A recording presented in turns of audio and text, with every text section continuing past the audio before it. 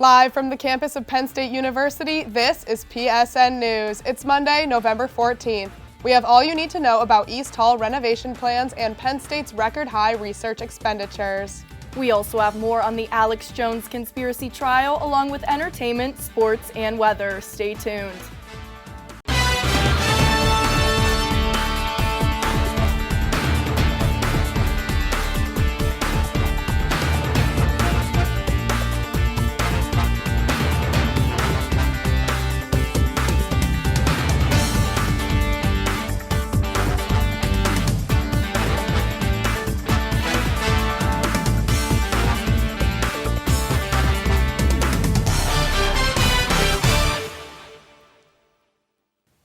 Thanks for joining us tonight. I'm Emma Aken. And I'm Courtney McGinley. The Penn State Board of Trustees has now approved plans and funding for the final phase of East Hall's renovations. It is a $95.3 million project. Hastings, Stone, and Snyder Halls will begin to be renovated in May. The 3 dormitories are the last of the unrenovated East Hall's buildings dating back to the 1960s. The upgrades include more efficient building systems that enable climate-controlled rooms and air conditioning. Laundry rooms, communal kitchens, music practice rooms, and semi-private bathrooms will all be upgraded as well. The project will install accessibility improvements that bring dorms up to Americans with Disabilities Act standards. Penn State has reached an all-time new record with over $1 billion in research spending. This is a 4.1% increase since the last fiscal year. Research expenditures and funding come from federal and state agencies, private donors, the university, and industry sponsors. Federal and state agencies brought in over $6 million in 2022.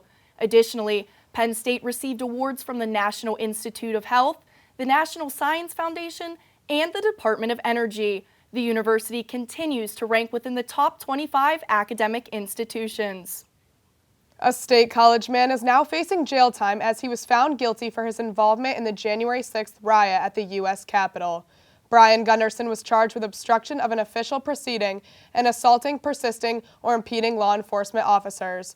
Gunderson illegally entered Capitol grounds and climbed into a window to join the mob entering the building. The U.S. Attorney's Office reports that Gunderson was arrested on January 25, 2021, and is to be sentenced on January 27, 2023. He will face a maximum of 20 years in prison on the obstruction charge and 8 years in prison for assaulting, resisting, or impeding law enforcement officers. The Student Committee for Defense in Solidarity is demanding the Centre County District Attorney and Penn State University Police and Public Safety to drop the charges against student Bram Woolley. Woolley was a protester in opposition to the Uncensored America event featuring Proud Boys founder Gavin McInnes. The student is facing 3 misdemeanor charges for failure to disperse upon officers' orders, disorderly conduct in a hazardous and physical offense, and defiant trespassing. An Instagram post made about the incident reads that Woolley's arrest was, quote, solely political and an attack on all anti-racist students, faculty, and community members, unquote. Temperatures are beginning to drop rapidly here in Happy Valley with the holiday season right around the corner.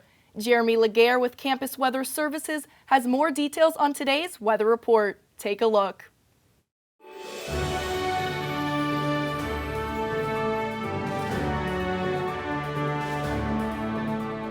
From the students of Penn State Meteorology, here is your Penn State Campus Weather Service forecast. Hello everybody, I'm student meteorologist Jeremy Laguerre here for your forecast. Right now looking above Penn State campus, looking above Beaver Stadium right now. As you can see, the sun is going down. We had a pretty nice sunset today. Mostly cloudy skies out there right now with temperatures in the 30s. Now taking a look at our local temperatures, 36 degrees right now here in State College. Overcast skies, feels like temperature just right around freezing with dew point at 21 degrees. We're feeling cold and we're feeling dry out there right now. Winds out from the west-northwest at 5 miles an hour. Now taking a look at our weather headlines for this upcoming week, we're looking at a cold week ahead. We are expecting temperatures to generally be in the 30s as we go into the next week. Snow is possible for tomorrow. We're expecting a system to move through that's going to bring us snow for tomorrow afternoon into tomorrow evening. And a taste of winter over the next 6 to 10 days. We're expecting temperatures to stay below average, and it's going to be feeling like winter out there weather-wise and temperature-wise. Now taking a look at our local temperatures right now here in the State College area, we're generally in the mid-30s here in the State College area with dew points in the 20s, making it feel cold and dry out there. And as we zoom out across the state, we're seeing a similar story with temperatures generally in the 30s with warmer pockets to our south and east, 44 degrees right now in Philadelphia. Now taking a look at our local radar, for tonight, we don't have too much going on. We are going to have a few clouds here in the State College area, but across most of the Commonwealth, we're looking pretty dry and we're looking pretty clear for tonight. Now, as we go into tomorrow, that's going to change. Clouds will begin to move in tomorrow morning, and then as you can see by tomorrow afternoon, we're snowing across a large portion of the state with rain in a few southern pockets here and there. Now, as we go throughout the day, snow is going to continue into tonight. And as we go into the night, you can see we're going to be seeing a wintry mix Tuesday night here in State College area, and that wintry mix will transition over to rain later overnight. Now, as you can see, the system will move out of our area, and by Wednesday, we may have a few snow flurries, maybe a little rain drizzle here and there, but overall, we're mainly dry on Wednesday, but we still will have clouds sticking around. Now, how much snow are we expecting from this system tomorrow? Anywhere from 1 to 2 inches. Mainly snow will be concentrated in central portions of the state, like here in State College, we're expecting just above 2 inches of snow from this system. Now taking a look at our temperature outlook, like I said, we're going to be feeling like winter out there, and as you can see across most of the country, we're expecting below average temperatures, especially here in the Midwest, Mid-Atlantic, Northeast region. Temperatures will be well below average here for the next 6 to 10 days, so it's definitely going to be cold and we're definitely going to be feeling like winter out there. 27 degrees is the expected low for tonight with partly cloudy skies, not too much going on for tonight, but that will change into tomorrow as we are going to be seeing afternoon snow, and the beginning of the day will be mostly cloudy. Afternoon snow continuing into the evening, and then overnight we're going to be seeing some rain on the back end of that system.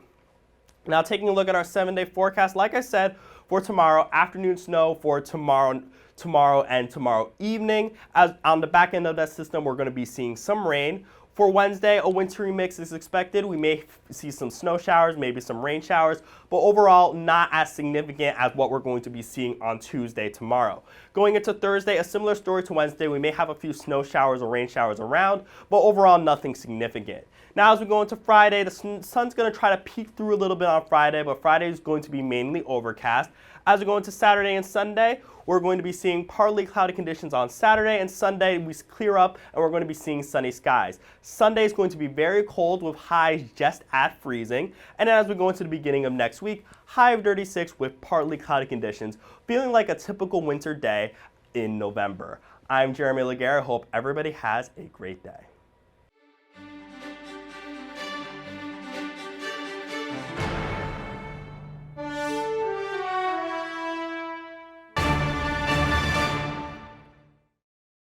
Welcome back to PSN News. I'm Carlos Garcia with your sports update. The Nittany Lions continued their winning ways as they defeated the Maryland Terrapins 30-0. Although the defense was missing a few starters, they were still the highlight of the game, as Penn State held Maryland to 27 yards in the first half. Saturday's afternoon matchup was one of records, as quarterback Sean Clifford claimed the top spot on Penn State's career passing yardage list. He later became the 7th Big Ten player ever to pass for 10,000 yards. Freshman sensation Nicholas Singleton broke a tie with his teammate Katron Allen for Penn State's freshman season record for rushing touchdown runs, recording his 9th and 10th scores this year. The newly ranked number 11 Nittany Lions will travel to New Jersey this weekend to take on the Rutgers Scarlet Knights. Saturday's kickoff will be at 3:30 p.m. After splitting a 2-game series with number 1 ranked Michigan last weekend, the number 8 ranked Penn State men's hockey team traveled to Minnesota to face the new number 1 ranked Golden Gophers. On Thursday, Penn State pulled off another upset en route to a 4-2 victory. Led by Connor McEachern and his 2 goals, the high-tempo offense powered the way for the Nittany Lions. On Friday night, Minnesota showed why they were the top team in the country with a 3-1 win. For the Golden Gophers, it was Bryce Brodzinski who netted 2 shots and carried the team to victory. Penn State will travel back home to Pegula to face off against the Michigan State Spartans this Friday and Saturday. The 2022 FIFA World Cup in Qatar kicks off in just under a week, with the international contest set to begin on November 20th. This year's games are highlighted by the plethora of worldwide talent all gathering on the same stage. For soccer legends Lionel Messi and Cristiano Ronaldo, they will look to emerge victorious with their respective squads, Argentina and Portugal, in their final World Cup appearances. For the home team, The United States face tough competition in the pool play, where they will battle it out against Wales, Iran, and England. The Americans' first match will be on November 21st against Wales. That's all for your sports update. After the break, Tusha Pham has the latest updates from the entertainment world. Stay tuned. Welcome back to PSN News. I'm Tusha Pham with your entertainment update. Penn State Center Stage's latest performance will be Jonathan Larson's Rent. The show is directed and choreographed by Kristen O'Grady, with music directed by David Wolfson. This Tony Award and Pulitzer Prize-winning phenomenon tells a story of a group of young artists struggling to follow their dreams under the shadow of the AIDS epidemic. Previews start on November 15th and 17th, with opening night on November 18th at 7:30 p.m. in the Pavilion Theater. Evening performances at 7:30 are $25, the preview performance at 7:30 p.m. is $20, and tickets for students are $12.50. Additional show dates and information can be found on the Penn State Center Stage website. The musical will leave you wanting 525,600 minutes more singing and dancing. In need of a good laugh, comedian Nate Bargatze is set to perform at the Bryce Jordan Center this Thursday, November 17th at 7 p.m. The Grammy-nominated comedian and podcaster is bringing the Raincheck Tour to Happy Valley. The Nashville native is best known for his stand-up comedy routines and has performed live on shows such as Late Night with Conan O'Brien and The Tonight Show starring Jimmy Fallon. Bargatze has received recognition for Best Comedy Album at the 2022 Grammy Awards and is also the host of the Nateland podcast, which he calls a podcast about nothing. Tickets went on sale last Friday, November 11th at 10 a.m. and prices start at $39.75. The 2022 MTV Europe Music Awards were held on Sunday, November 13th in Germany to celebrate the best music of the year and the biggest artists around the world. No surprise here, Taylor Swift was the big winner of this year's MTV EMAs. She took home 4 awards: Best Artist, Best Video, Best Pop, and Best Long-Form Video for All Too Well, 10-minute version, Taylor's version. Alongside her, winning Best Hip Hop and Best Song for Super Freaky Girl was Nicki Minaj. Harry Styles won in the Best Live category. Additionally, this year's MTV EMA's Generation Change Award went to 3 Ukrainian women: Lena Deshvar, Anna Kutova, and Anfisa Yakovlenova, who are activists for the humanitarian crisis in Ukraine. The awards were filled with explosive performances and with stars around the world. It was truly a night to remember. That's all for your entertainment update. After the break, interview anchor Adam Tinkelman will be speaking to Luke Clamp, an architectural engineering student at Penn State. Stay tuned. Hello and welcome back to PSN News. I'm Adam Tinkelman, and here with me tonight is Luke Clamp, an architectural engineering student at Penn State. Luke, thank you so much for coming in tonight. Thank you so much for having me. Well, Luke, I wanted to start pretty simple. My first question is, what drew you to architectural engineering? So for probably 2 years or so, I had to really sit down and think about it because for a long time, I wanted to be an architect. Throughout most of my life, all of the people I looked up to, my parents, so on, I was called creative, that kind of stuff, stuff that everybody would tell their kid, but, it kind of sat with me. I love painting, art, that kind of stuff.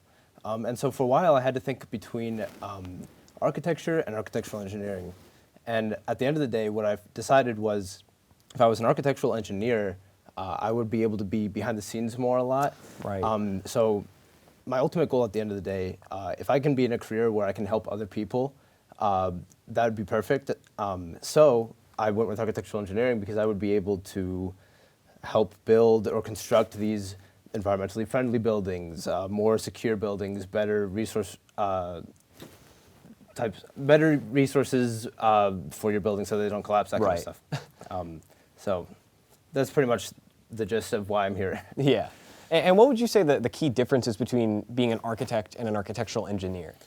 So granted, I haven't had a lot of official college classes for being an architect, but from my high school classes, an architect is the person that will design the building. They'll be the person that does the walls and that kind of stuff. Right. They'll be this room has this much square footage, that person. An architectural engineer, on the other hand, they're the person that calculates to make sure that the roof doesn't collapse in and hurt anybody inside. My professor, we were talking about it, and he had said that one of the biggest differences between an architect and an architectural engineer is an architect will be memorialized within the building. But an architectural engineer, if you're a mechanical architectural engineer and you're doing the AC system, you really don't want people to think about what you did for the building. Right. If you have an air filtration system that's not working right, if you think of it like a heart, you only ever really realize that your heart is there when it stops working, which is problematic. Wow, yeah. So kind of sleeking in the shadows and helping others without letting them know, really. Yeah. That's a pretty profound answer, but I like that analogy. So it's really an architectural engineer, all that stuff like the air filtration, the pipes, that's meant to be kind of hidden away. That's not what's meant to be seen by the people using the building. Yeah, you could walk into a building and it could be an art feature that you see all of the exposed barbed wire or whatever is there, but really most people aren't going to find that attractive. Right. So a lot of times you want to tuck that away. That's the architectural engineer's job. And architectural engineering is a STEM major, isn't it? Yeah. So I know from just from personal experience, I am a film production major. So I could never imagine doing anything in STEM. And I think there's a lot of kids that have a similar opinion. Looking at STEM majors can be a little intense. It can seem kind of intimidating. So what did you think when you were really deciding on what you wanted to do? Did you feel that kind of intensity? Yeah, definitely. To be perfectly honest, I would describe it simply as being scared, kind of, because I hate chemistry, I hate calculus, that kind of stuff. Yeah. And so really all it is having the mindset of learning the different equations and that kind of thing, so that you can do what you have to do at the end of the day. As much as I don't like putting together molecules in chemistry, it's something that I have to push through. So I think really it is just a mindset of, all right, this is something I have to learn. Once it's all said and done and I know all this information, my major will start to show a little bit more. My architectural engineering class that I like right now, I love it a lot. But the other actual courses involved with it, I could live without, to say the least. Right. But, you know, good experience nonetheless. So to answer your question of would it be intimidating, I would say it depends on your mindset. It really depends on your person. Yeah. So anybody who was like, I'm going to be a film major, of course looking in on doing calculus 2 and that kind of stuff is going to be difficult. But if that's what you're into, then yeah. Yeah, and I know for a fact that I would struggle with a chem class, but I'm sure, especially with film production, there are a lot of gen eds in these first 2 years. So I understand the idea of just kind of pushing through some classes at first.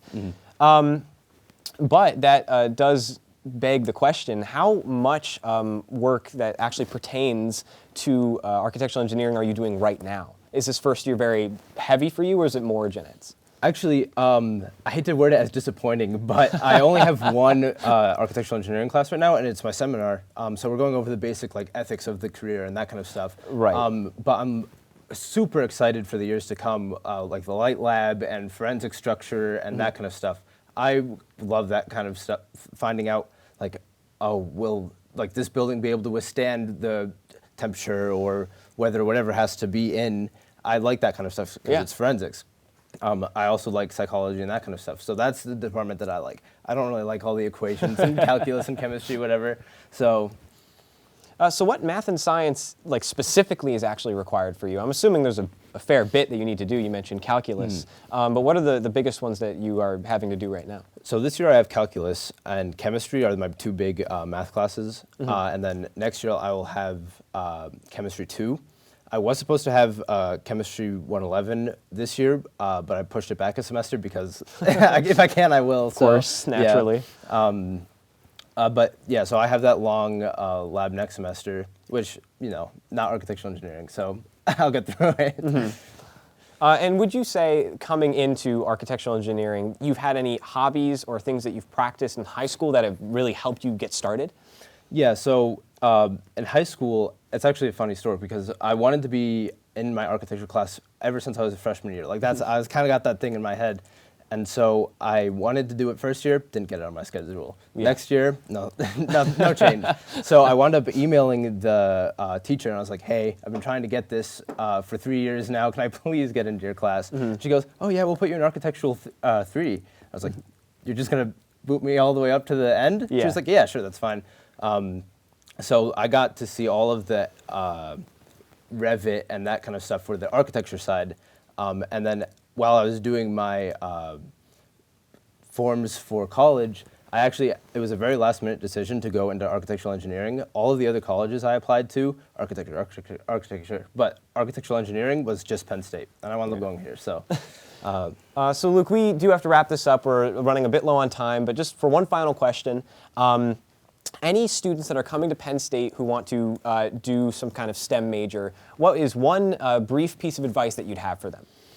I would say definitely keep an open mind and to try and dive into your creative aspects as much as you can, because that's really what we need, problem solving and your ability to think outside of the box, so to say. Yes. So. Well, Luke, thank you so much for being here and giving us your time tonight. Thank you for having me. It's been a pleasure. Same here. And next up, Emma and Courtney will bring us the latest news from across the nation. We will be right back. 11 Temple University students were robbed at gunpoint inside of their apartment complex on Friday morning. They were woken up, forced into the basement, and were robbed of credit cards, cell phones, and a car. Philadelphia police report that the incident happened along the 1300 block of North 15th Street around 6 a.m. The students said they used laptops to contact loved ones and call 911 after being locked in the basement. They also said the gate outside of their home had been broken and the fix order did not come in until after the robbery. None of the students in the home were injured. Connecticut Judge Barbara Bellis is ordering InfoWars host Alex Jones and his company to pay an extra $473 million for promoting false conspiracy theories about the Sandy Hook school massacre. Jones claims that the massacre, which killed 20 first graders and 6 educators, was staged to enact more gun control. During a month-long trial, 8 victims' relatives and an FBI agent testified. They stated that they've been harassed for years by people who deny the shooting happened. Additionally, 6 jurors are ordering Jones to pay $965 million to compensate for the 15 plaintiffs for defamation, infliction of emotional distress, and violations of Connecticut's Unfair Trade Practices Act. With less than $2 million to his name, Jones is appealing the trial, stating that it's unfair and assaults of free speech rights. A third and final trial is expected to begin around the end of the year in Texas. A Texas grand jury has indicted a 38-year-old Houston attorney accused of slipping abortion medicine into his wife's drinks. Mason Herring had hopes that it would end his wife's pregnancy. However, abortion is illegal in the state of Texas. Herring was indicted on 2 felony counts, including assault of a pregnant person. Court records report he was originally arrested in May and released on a $30,000 bond. Herring's wife said she became suspicious and later found in the trash a packaging for a drug that contains misoprostol, a medicine used to induce abortion. The couple had separated earlier that year, and Herring was unhappy about the pregnancy. The baby was born prematurely but was healthy and well. District Court Judge of Texas Mark Pittman is blocking President Joe Biden's plan to provide millions of borrowers with federal student loan forgiveness. The debt forgiveness plan would cancel $10,000 in student loan debt for those making $125,000 or less, or households with less than $255,000 in income. Pell Grant recipients would also receive $10,000 in debt forgiveness. Pittman states that the 2003 HEROES Act did not provide authorization for the loan forgiveness program. President Joe Biden's administration is arguing that the student loan relief was authorized in dealing with the national emergency of the coronavirus pandemic. However, Pittman said, quote, "The HEROES Act does not provide the executive branch clear congressional authorization to create a $400 billion student loan forgiveness program," end quote. The reaction to this ruling is mixed along the political fault lines. That concludes our show tonight at PSN News. Be sure to check us out on Twitter and Facebook at PSN News, on Instagram at Penn State Network News, and to subscribe to our YouTube channel at youtube.com/PSN News. Have a good night and stay safe, Penn State.